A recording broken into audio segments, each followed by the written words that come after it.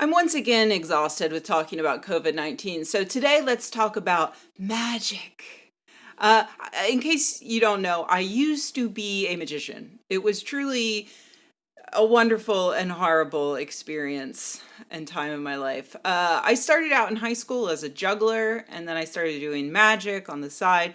And then in college, I worked full time at a magic shop demonstrating magic tricks to tourists, along with juggling and puppets and yo-yos and other stuff.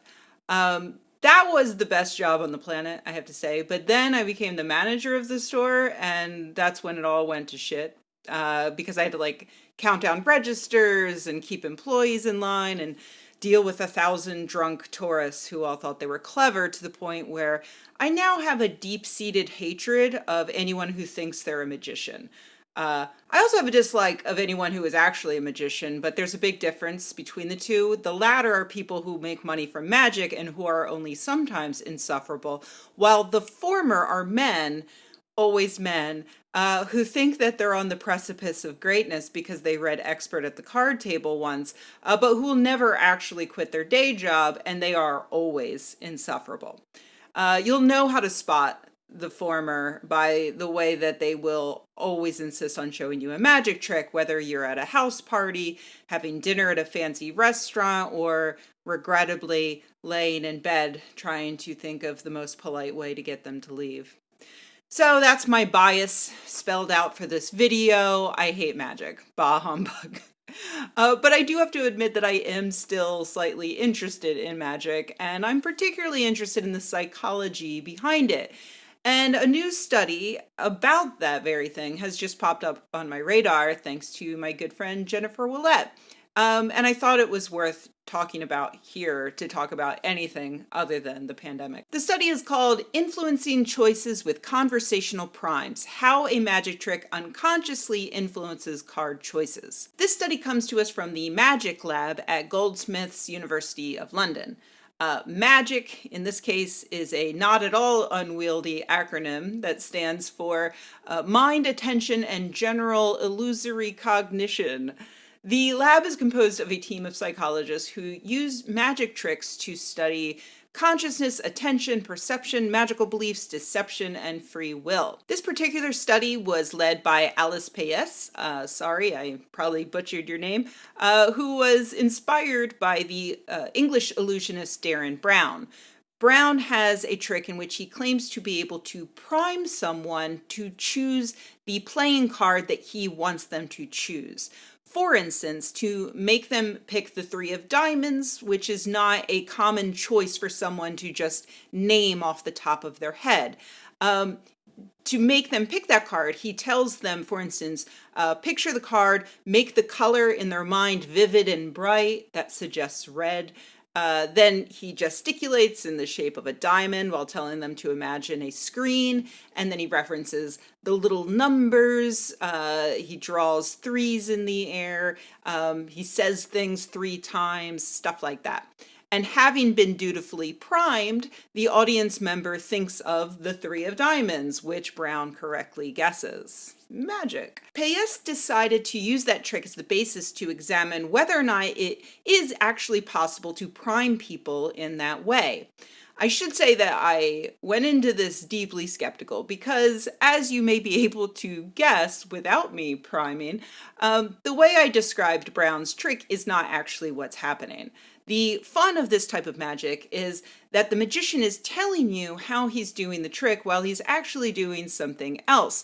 So you think you got a really cool explanation, but in reality, if you tried to reproduce that trick, it would be impossible. It's exactly the same as a mentalist who says they're reading someone's mind, but with a pseudoscientific explanation instead of a fantastical explanation to it, which might be slightly more believable to magic skeptics. But even though Brown's explanation for how he does that trick is not actually how he does the trick, that doesn't mean that scientists can't study whether or not that explanation could actually explain how we might influence people in some way. So they tried it out with Payes standing in as Darren Brown and doing all of the things that he did. The shapes in the air, reading the exact same script, all that. They had some of their subjects watch her in person and others watch a video of her performing the instructions. And then they were asked to write down what card that they were imagining. The researchers found that the plurality of people, 17.8% of subjects, chose the three of diamonds, which is an impressive number.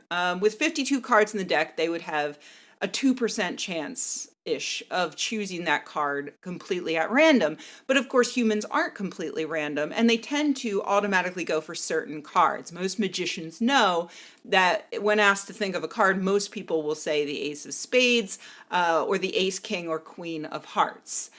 More than any other card. So it's even more impressive that they got that many people to name the three of diamonds. Also of interest is that the researchers asked the subjects why they picked the three of diamonds, and most of those subjects couldn't explain why. The subjects who picked that card also reported feeling as though their choice was a free one, as much as any of the subjects who picked other cards felt that their choice was a free one. That said, 75% of subjects, regardless of what card they picked, noticed at least one of the priming techniques. And if you notice a magician trying to influence you toward a particular choice, and if you are a particular type of person, you'll probably not pick the card that they want you to pick because you're an asshole. Let's just admit it. You hate fun.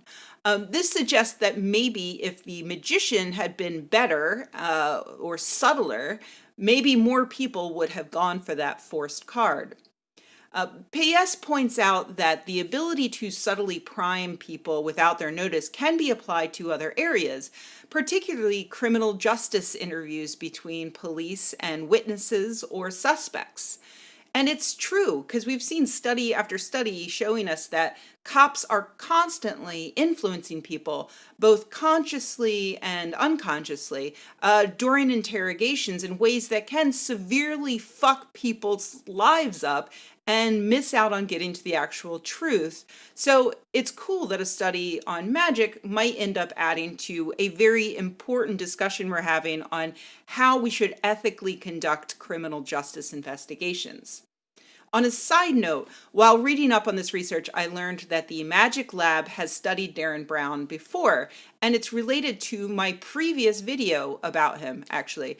I've been very critical of him in the past because even though Darren Brown is a critical thinker and an advocate for scientific thinking in general, he's definitely done his part to spread nonsense. For instance, most mentalists just pretend to have psychic powers, but Brown instead pretended to have a crazy good way with manipulating people psychologically. He was a big factor in the resurgence of something called neuro-linguistic programming, or NLP, in the early 2000s. NLP is a thoroughly debunked phenomenon in which advocates of it, like pickup artists, pretend to be able to have an almost godlike power over influencing people using this kind of subtle priming. So, in my previous video made back when Brown got a deal with Netflix, I was annoyed because he had previously falsely claimed that one of his illusions was a scientific study on how people behave when they think they are anonymous within a crowd. His trick did not show anything of the sort. It wasn't a scientific study in any sense of the phrase. And if anything, his conclusion only muddled people's understanding of real scientific psychological research. Sure enough, this previous Magic Lab study supports what I was saying about Brown, that his illusions could be quite dangerous for the public's understanding of psychology.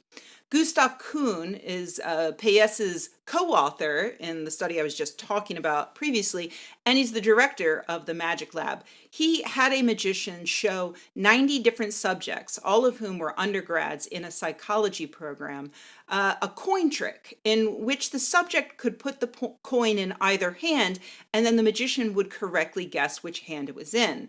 He was, of course, using very basic magic techniques to figure that out, but he told the subject that he was reading his micro expressions and priming him to pick one hand over the other. The quote, clear and somewhat unnerving result was that these psychology students were significantly more likely to walk away believing in the pseudoscientific psychological explanations compared to their belief in those things prior to the demonstration. And by the way, the results were the same whether the magician identified himself as a magician or a psychologist. No matter his bona fides, people were just as likely to take him at his word. He was an expert speaking confidently, and they believed him. The researchers point out that that study has some pretty bad implications for the spread of misinformation via fake news. Like, for instance, the recent press conference featuring a bunch of people in white coats talking about how masks don't stop the spread of COVID-19. Oh shit, here I go again talking about the Rona. You know what? Let's just end this video here, and I'm going to pick it up tomorrow when I'm in a better headspace to talk about that.